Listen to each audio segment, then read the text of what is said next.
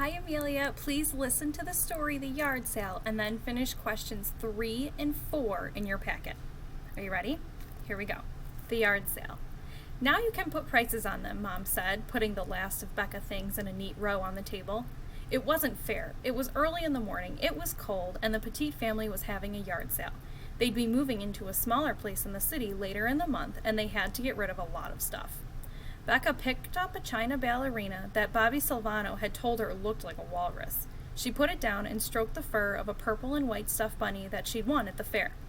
Next to it was an old fabric box with a nail polish stain on the inside. Becca picked up a yo-yo and began to smack it against the table legs. "Becca, stop that," Mom said. It was bad enough that they were moving, which would ruin everything, but on top of that, her mom had put her in charge of the kids' table. "You can show them which toys you liked and how much fun they were," Mom had said. I guess that means the fun is over for me, Becca thought. At 8:30, cars began to pull up in front of the Petit house. "Becca, you need prices on your tags," Mom said as she jogged past with a lampshade in her hand. "How much do I charge?" Becca asked grumpily. "Whatever you think is reasonable," Mom called over her shoulder. Becca pondered this for a moment. If she added up all the hours she'd spent with her things and all the memories they represented, these items were priceless, so why not price them accordingly?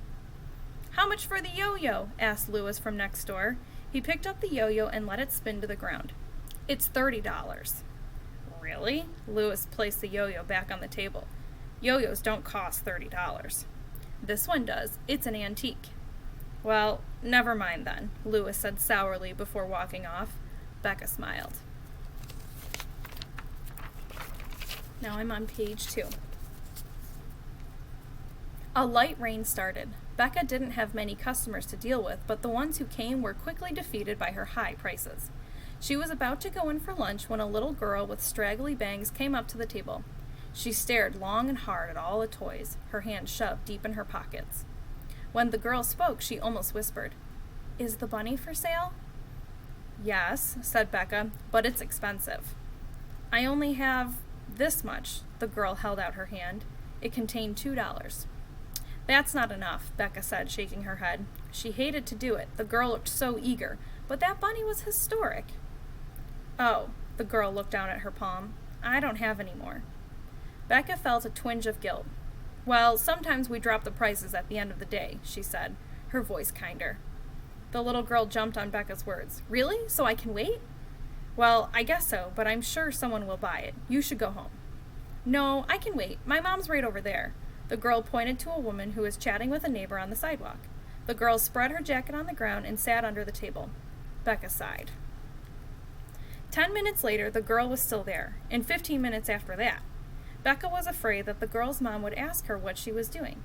Finally, Becca glanced down at the girl, whose little head poked out from under the table like a turtle's. You have to hand it to her, Becca thought. She certainly is determined. "Has it been sold yet?" the girl asked in a squeaky voice. "No," Becca said. Behind the bangs, the girl's eyes were hopeful. Becca suddenly thought of herself a few months ago, wanting to stay in their home so much that she would have cheerfully lived in a muddy hole in their yard if it meant not moving. Now I'm on the 3rd page.